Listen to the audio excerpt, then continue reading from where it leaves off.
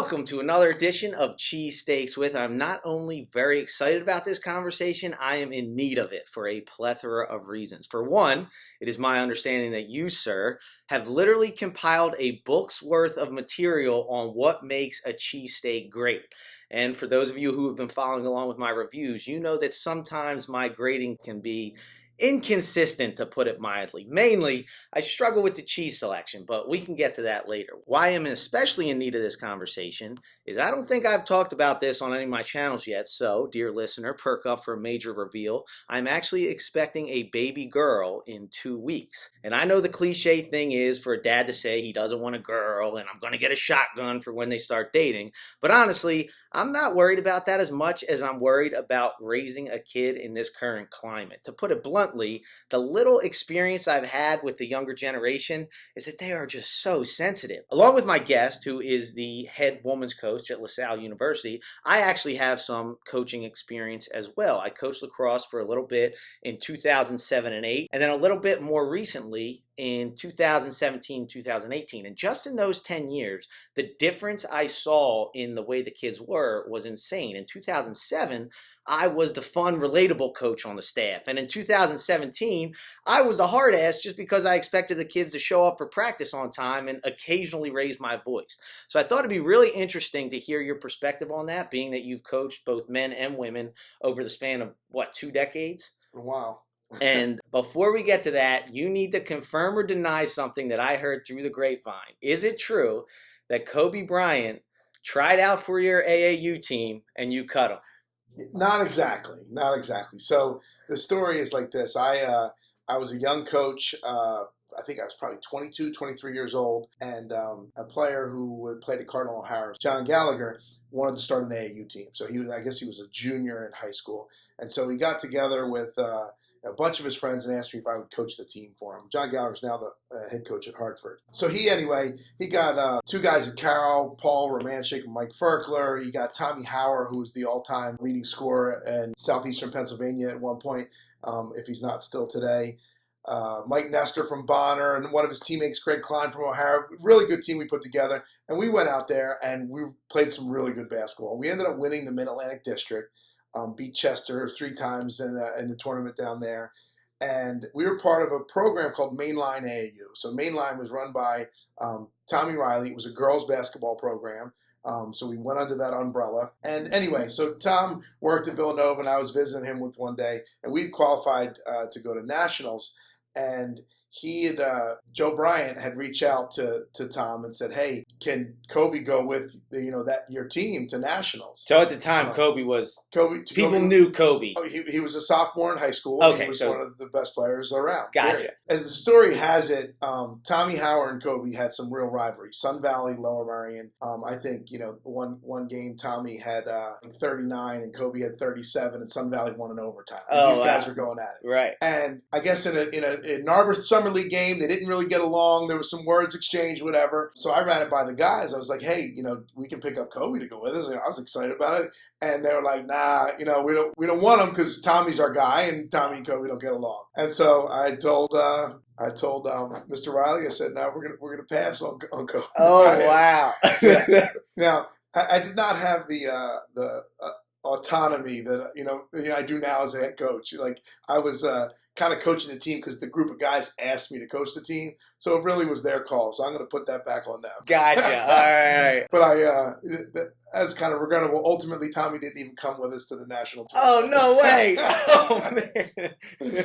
Oh, wow. But that was a fun couple of years coaching basketball, though. So it wasn't a matter of Kobe felt like he got snubbed. No, I don't even think Kobe even knew. Gotcha. Okay. Yeah. Makes me think of the story. It's one of my least favorite stories, by the way. It's received by people that Michael Jordan got cut.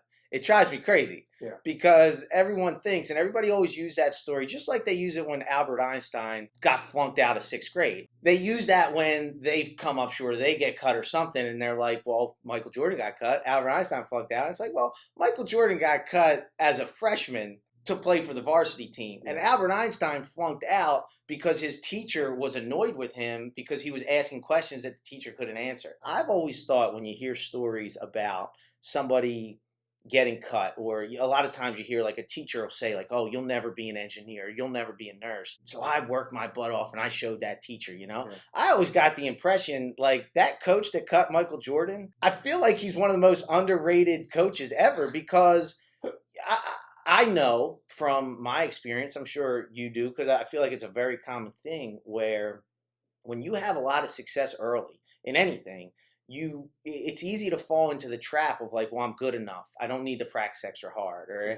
And I did hear that after Michael Jordan got cut, he worked his butt off that summer. Yeah. So it's like, if he made that team, I wonder if he skated a little more. I wonder. Yeah, I don't think the coach was thinking about Michael Jordan's future. He wasn't one of the better players, and that was that. I also think that, knowing what I've seen in freshman boys, Michael Jordan could have easily been 5'11", 5'8", underskilled guard, and the next year he tried out for the team, he could have been 6'3" and throwing it down. So Right. The boys change quick and they grow up fast. So there's no shame in not making Yeah. a team your freshman year. On that note, I do want to ask you, there is definitely, at least the way I was coached and the way I was brought up, it was a lot more aggressive, a lot more yelling, a lot more, I don't know the correct term, but maybe like negative motivation, which isn't as well received now anymore. So as a coach, have you seen that? And I know you're at a very high level, Division I. I mean, it doesn't get any higher than that for a professional. Maybe a little different dealing with those athletes, but have you seen a difference in the way Yes. you have to approach coaching? Yes, but I think a lot of people perceive it as, well, the kids are different today, so the coaches have to be different. And I really don't think that that's the key element. First off, it's anything the kids are comes from the parents, okay?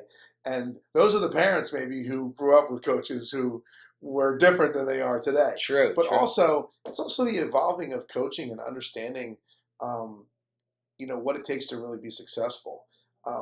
If you're doing things as an athlete because you're afraid of the coach, you're not going to be the best you can really be. A great coach is going to get you to want to be your best. A great coach is going to get you to desire greatness, not to be scared into greatness. And that tactic does work to some degree.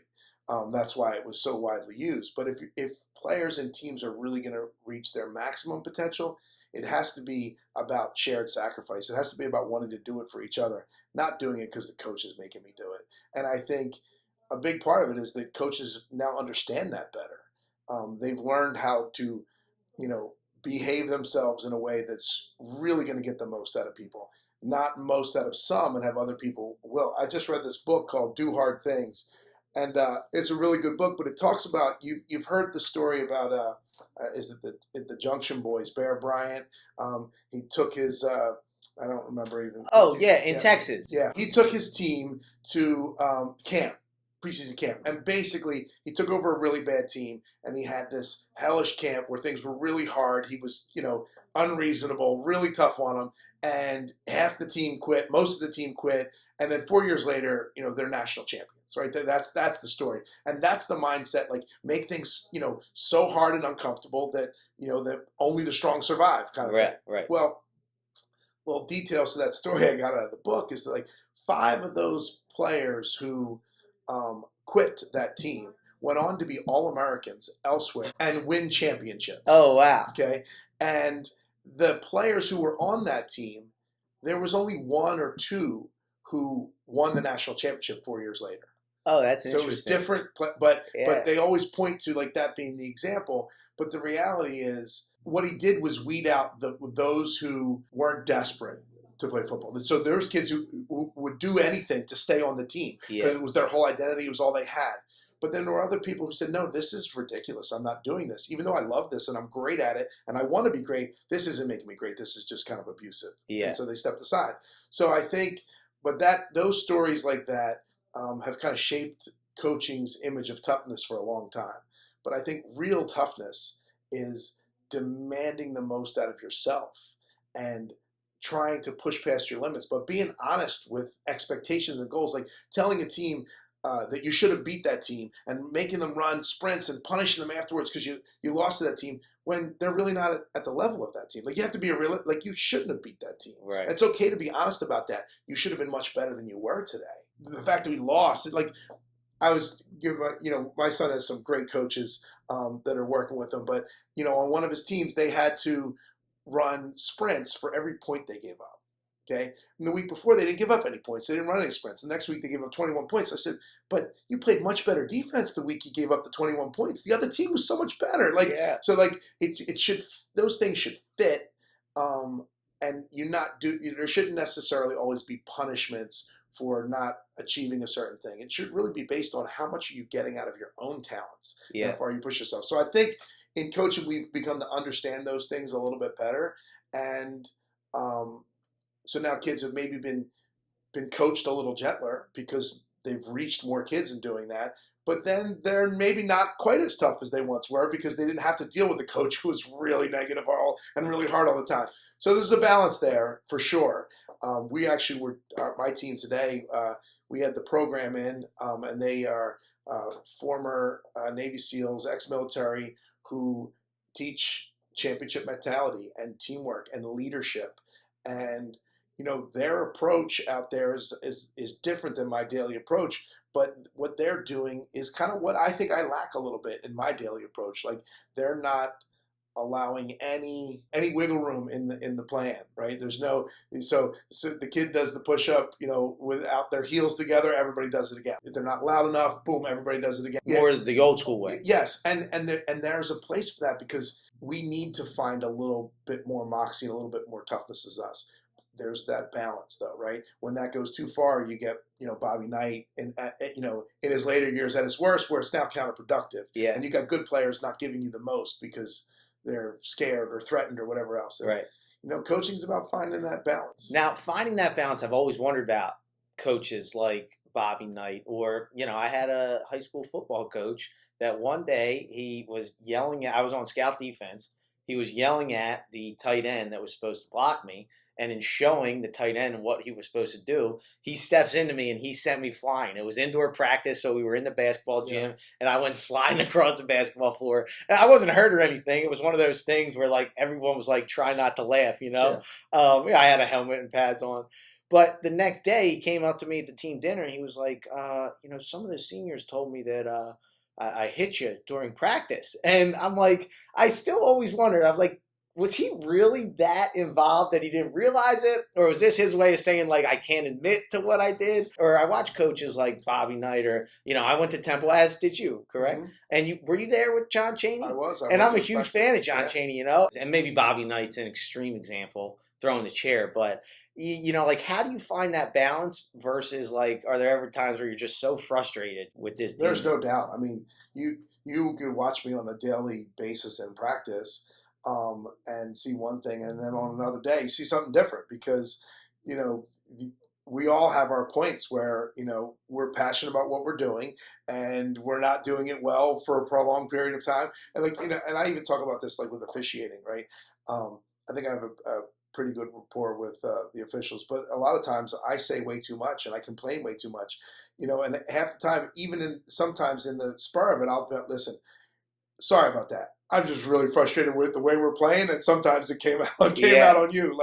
You probably got all those calls right, but I'm losing my environment right now because we're not being tough enough or smart enough. But so yes, when you're passionate about something, sometimes you didn't check yourself, but that's something you have to develop and work at. You've got to know where your lines are. You've got to be able to take a step back. That's why you have assistant coaches to help you out with that. And those who can't do that get in trouble. Now, speaking of that frustration, as I mentioned, I have a little girl on the way, and I've never had a sister. I want to raise her to be tough and strong, but I was also raised, my grandfather was Irish Catholic, Southwest Philadelphia kind of guy where it's you don't curse around women kind of deal. My dad's still it's kind of funny. My dad, he says he's, what's the term, chauvinistic, because he thinks it's it's chivalrous. To him, chivalry and chivalry are the same thing, where I know people in my peer group and younger where it's don't treat me different, So I guess I'm curious, and I know as a D1 head coach is different because these are the top athletes, right below professional level. But you also have experience coaching AAU, high school, correct? Mm-hmm. And you, every age. Oh, that's right. I'm sure. Do you coach your kids? Yeah. Okay, awesome. Yeah. So when expressing that frustration as a coach, do you find you have a different approach with boys and girls? No. No. The message I would say to anybody, parents in general, like, you need to learn how to express yourself appropriately, right? You can communicate the message without losing your mind, right? And sometimes maybe you will, and then you need to check that behavior and be better at it. So um, it shouldn't matter whether it's a boy or a girl.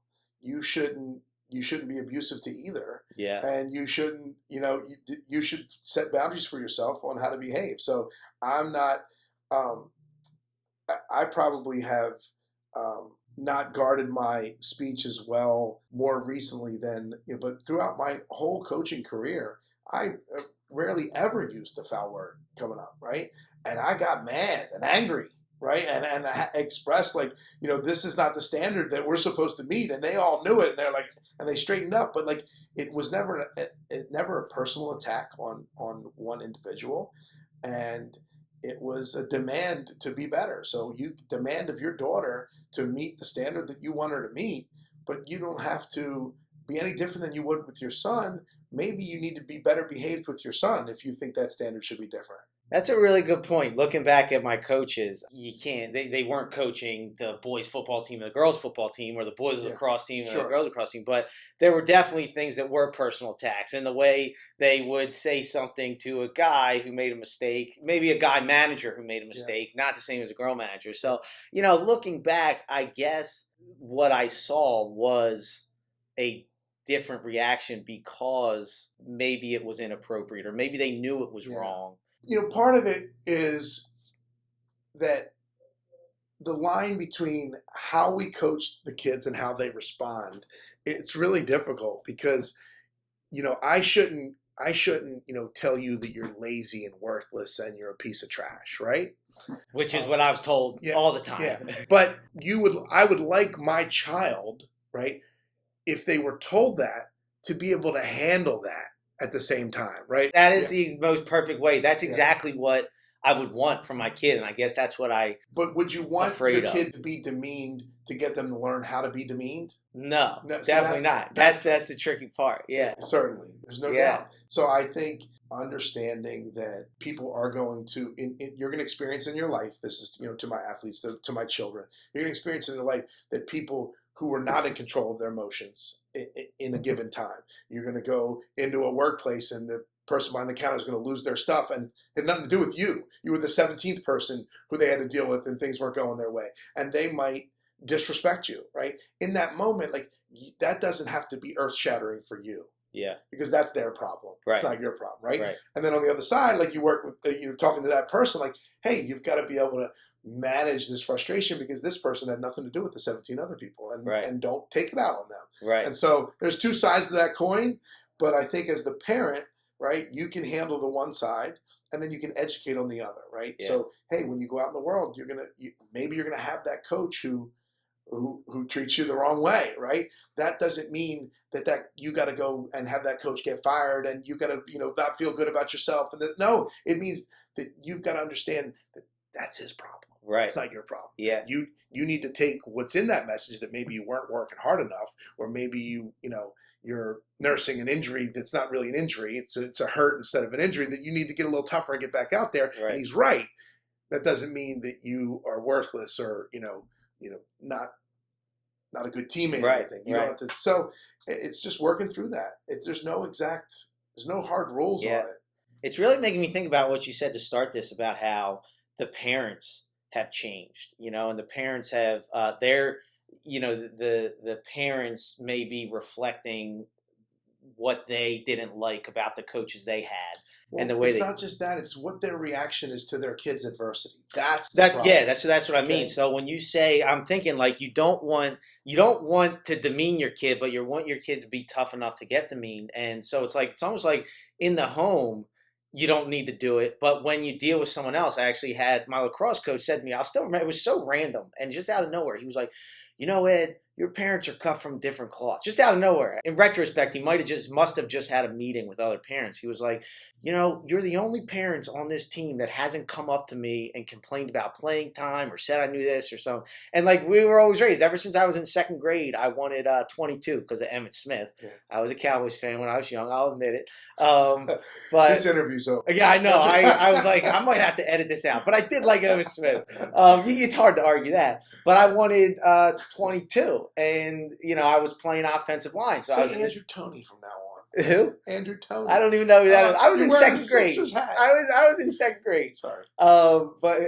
Sixers player? Yeah. Andrew Toney? The Boston Strangler. He was a great one. When he was on our 1983 championship team. He was a 2-guard. He was unbelievable. Yeah. He had bad feet, so his career didn't last very long. Why is he called the Boston Strangler? Because he used to light up the Celtics every time really? he played them. And he was a tremendous defender and a great shooter and a scorer. Okay, I'll look him up. Blow by. He wore the high socks. I used to wear the high socks because of Andrew Toney. Yeah, not because Emmitt Smith.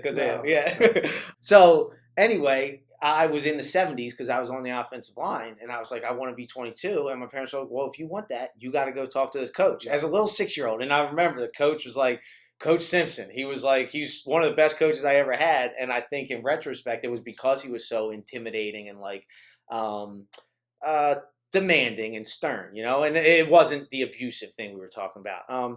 And I think that kind of did set a tone where I'm just thinking of this as we're talking about this, where you want them to be able to handle the demeaning, but not demean them, Yeah, and I think it's when they come to you that A, B, and C happened.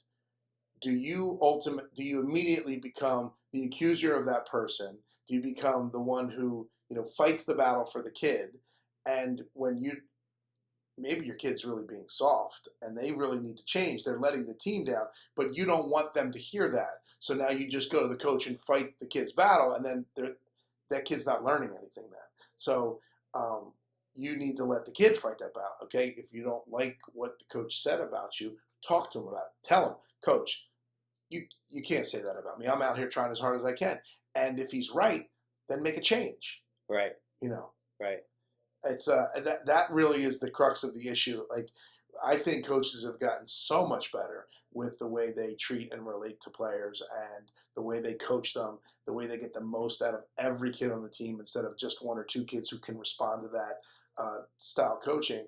But the parents have gotten so much worse at backing up the people that are helping their kids get better. Yeah. And listen, there is a place for a parent to step in and say, hey, that was over the line, coach. Like, straighten it out, right? And have a conversation. But it can't be, my kid needs the ball more, you need playing time. Yeah, it's just terrible for the kids too. Do you even see that on the college level? No. I would assume. I would say that some do, but I learned a lesson a long time ago that even with the players on your own team, you're going to have kids who are where they are in the pecking order. It's either going to be based on talent or based on their own output, right? They're just not beating out other kids on the team, so then they're not playing. Well, when they're not playing, they're not happy. Well, they're not happy, so now you engage them less because they're not happy and you think they're upset at you. And then there's this snowball that it becomes a disaster. I've learned that you've got to talk to that player that you're not playing that much, even more than the one you're playing a lot, right? You got to engage them. You got to let them know you still care. Explain to them why they are where they are and that you want them to get out of that. Yeah. And a lot of times, especially after games, it's going to be uncomfortable because they're pissed they didn't just play.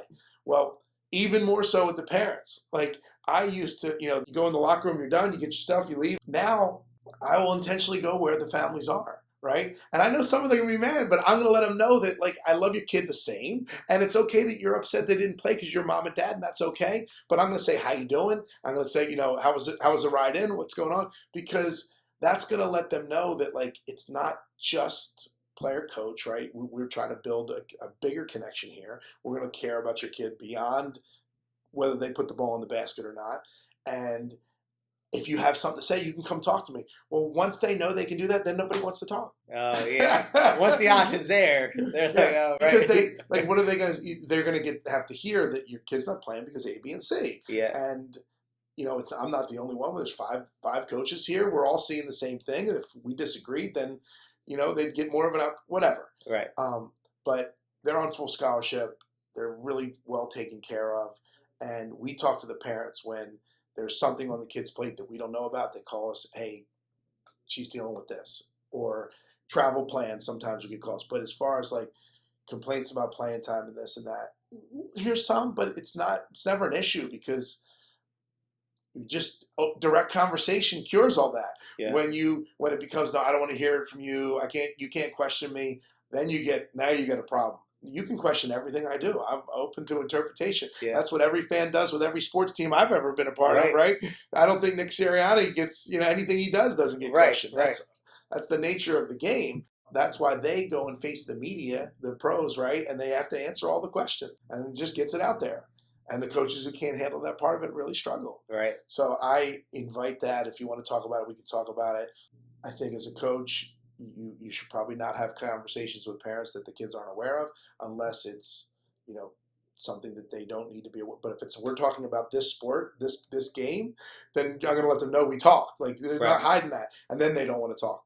Right. A lot of times because they don't want to know they're calling you, because the kids don't want the kids want to deal with their own problems when they get to this age. Now on the flip side, you have 8 kids. Yes. And I assume some of them have played sports. All of them. So when you're on the flip side of that, I'm thinking if I'm coaching one of your kids, knowing that you're a Division I coach with 2 decades of experience, I might be like looking over my shoulder during the game, like, what'd you think of that? You'd be surprised. So some coaches have wanted input.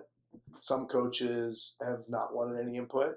And I love to talk the game no matter what it is, baseball or basketball. I don't know that much about football. I come in here and ask Coach Day questions about football, my associate head coach. I will always talk to their coaches if they want to talk about stuff, and I don't have any need to say anything if they don't, because that's their team, that's their job. Yeah. My kid's a member of the team, and my kid's job is to do what the coach wants him to do, and that's that. But with football, which I'm not as well aware of, but my son, I'm watching him to start the season. He's on the defensive end, and he's like tiptoeing around, like he's not. So we came, I got him, and we just watched defensive ends, blow through the line on YouTube and get him to understand, like it's got to be violent. You got to go get it. Yeah, yeah. And so, but I'm never going to say things that aren't reinforcing what the coaches are telling them. So I had to ask, like, are you supposed to go upfield? Like, and he's like, I don't know. Well, then you need to ask coach. Like, are you supposed to go upfield, or are you supposed to hold your spot and wait to see what happens? So, just trying not to, trying to help my kid be the best version of themselves, but not going to step on what the coach is trying to get them to do, because that's what they need to do. There's no other way to do it. The way to do it is the way your coach wants you to do it on that team. He plays for another coach, might be a different way. But, right. And so I just reinforce that with them and help them understand that, like, not every parent coaching a team, right, is going to be an amazing coach. They're still giving their time. So, and if they weren't there, maybe nobody would be there, because I coached Little League Baseball, and sometimes it's tough to get people to step up and volunteer, right? So even if you think he called the wrong play or did the wrong thing, be thankful he's there, because you could be at home swinging on the swings and not playing football or baseball or whatever it is. So I just reinforce that message all the time, that, like, your coach is the best coach in the world for your team right now, because he's the one doing it. No one else is doing it. So I'm no complaining. Yeah. My dad got me in high school. He said, I was complaining about my coach as a junior. I didn't play very much. I think I got 3 at-bats my junior year at Carroll. And I was complaining, and he said, if you don't like it, quit. But I don't want to hear another word. And that was it. I knew I didn't want to quit, so I shut up. I might have complained to my friends, but no word to my dad. And that's kind of what I tell them. Like, you can't, if there's any complaints, you need to leave that somewhere else, because I haven't enough time for it. Talk to your coach about it. That kind of reminds me of a story. Honestly, like a life-changing moment. I got cut from East-West in Springfield. There was like the 2 travel teams. And I got cut, and I was moping around. And same kind of situation. My dad was like, you didn't try your best, knock it off. Again, I knew I couldn't complain anymore at home, and it was like, I could have done more. I could have practiced more. I could have prepared more. And like every time I do come up short, I just automatically go back to like, could I prepared more? And it kind of like, sometimes I prepared the most and I still come up short, and it's like, hey, I took a shot, and then, you lose or you fail or whatever. But that's funny. We had similar experiences in that. You said you coached Little League as well? Yeah. So I'm kind of curious. It's like your whole life is just sports, pretty much, right? I mean, that's amazing. I have been blessed to be able to coach as a profession. I grew up with really good coaches in Overbrook, coaching every sport I played. I coached. I don't know how many kids. Maybe my age there were more, but like today, I had a JV fifth and sixth grade boys basketball coach, and then a seventh and eighth grade boys basketball coach who didn't have a kid on the team. They were two young guys who coached the team, and that was really impactful. Like they didn't have an agenda; they just wanted to help us be better and win games. They were competitive. My baseball teams. I always had good coaches, and I was, really fortunate. The school I went to was really good, so I was able to. I talk about it all the time. Like I'm the head coach at LaSalle University, in part because I picked a high school based on where my friends were going. Like if I don't go to Carroll, which had one of the best girls basketball teams in the country, if I don't go to Carroll and I go to West Catholic, I'm not coaching basketball today. I don't even have this job. It's a whole different path. Yeah. But I got cut from the basketball team. I was asked to be the manager of the girls team, and the rest is history.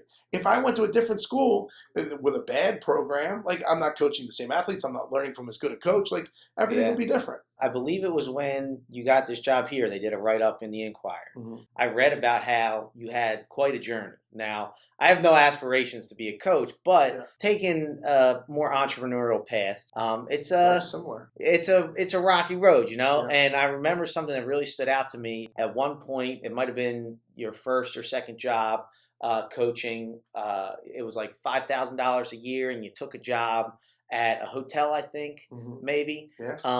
Good memory. I guess I just kind of want to know, like I have a baby on the way. I'm excited, but you also know that's an expense, And it's like I got to make sure I'm like doing the right thing financially. And Yeah. So right out of college, taught in a Catholic grade school, so it wasn't a high-paying gig at all. And Joni Gallagher played at Boston College. Her assistant coach got the head job at the University of Vermont, and I was like, "Hey, why don't you take me?" I was coaching at Archbishop Carroll and working at the Mother of Sorrows, and he's like, "Nah, I can't.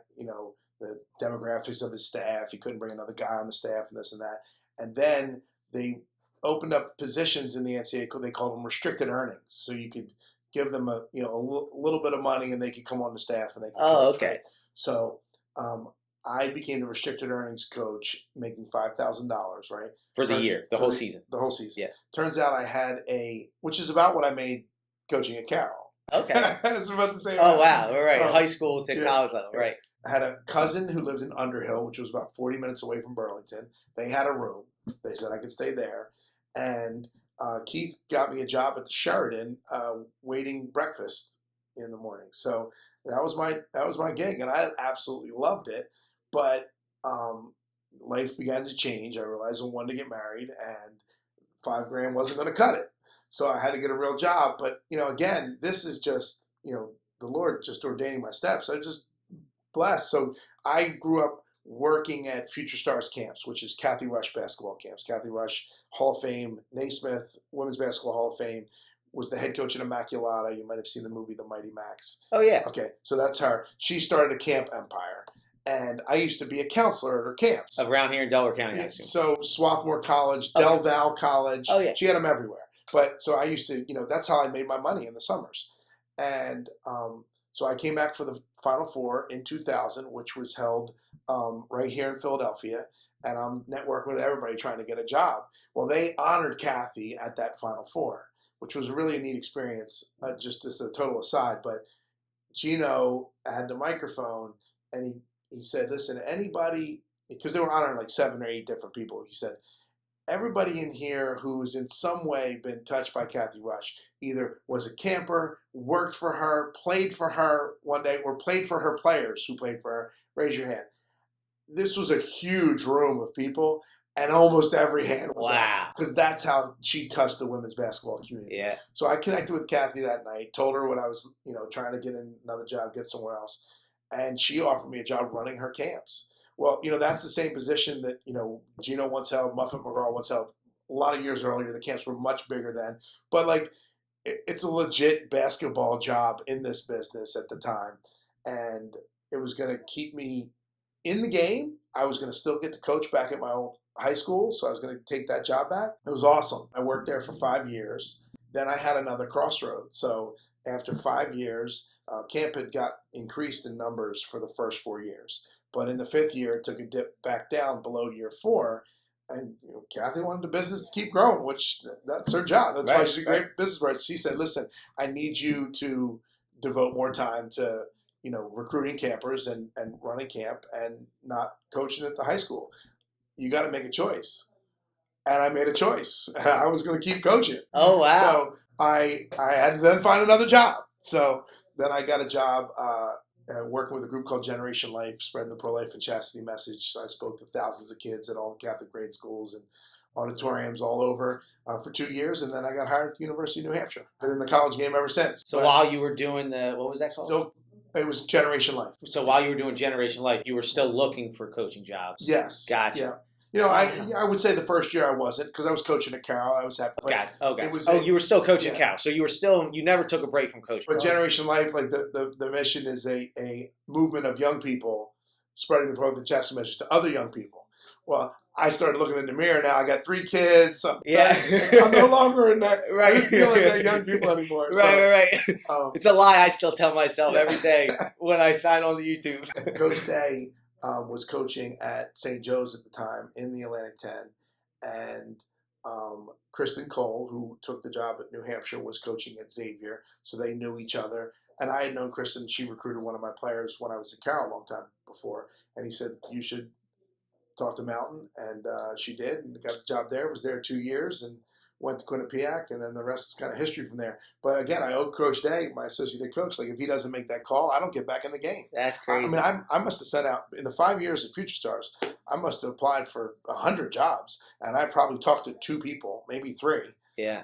Nobody ever acknowledged the application or called back or anything. Yeah. I got, Kathy Rush on there, and I had, I don't know who else, maybe Fillmore. I had all these references. Nope, nothing. Wow. So when it came down to making that choice between coaching high school or the camp, was it a no-brainer? It was a no-brainer. Really? I mean, I had to ask my wife because I was going to not have a job. Right. But that was what I wanted to do. Yeah. I knew what I wanted to do, and nothing was changing that. That's really cool. Yeah. What advice would you give to somebody who has that passion but also has life showing up? Yeah. You have to find a way to pay the bills, and you've got to take care of your responsibilities. But if you can do those things and hold on to that passion, like Stoke, and I've seen it over and over again. So now I'm in the game, young coaches who want to get in, and I see them calling, but and then they get a job, and then they get in, and boom, and then they're out. They don't coach anymore. You find out if it's really for you. So you were talking about your situation, you're a content creator, and I'm assuming you're loving it, and you're doing it. But it'll get to a point where you decide that it's too hard or not good enough. Then that's also you deciding that this isn't my true passion. As I'm going to go in another direction. Right. And so you see it happen with a lot of people. Yeah. And this game's hard, right? It's hard. It's hard being an assistant coach working for somebody else. I was really blessed. I had an unbelievable boss at Quinnipiac, and Trish Fabry. She taught me so much about the game, but she was just so confident in who she was that it was easy for me to coach with her because she was never I wasn't afraid to step on her toes or anything. She allowed me to work with her, and it was awesome. Yeah. It was so much fun. But other people get into situations where it's not that, and then they don't want to coach anymore, and they want to get out. Yeah. Or you get into a head coaching position, and then you get fired, and then you don't want to do it anymore. If I lose this job, I don't know what else I'm qualified to do. I might end up at Wawa, making sandwiches, but I'm going to coach somebody's team somewhere. Right. So I don't know whether it's 7th grade or high school or whatever. This is what I want to do. Yeah. So that's really cool. Yeah. Well, I appreciate that. Do you have time to go grab a cheesesteak? I don't know if you've seen any of my reviews, but I always run into it. You want to actually go grab a steak? It's totally up to you. Yeah, let's go. Let's go to D'Alessandro's. Awesome. Cool. See you at D'Alessandro's.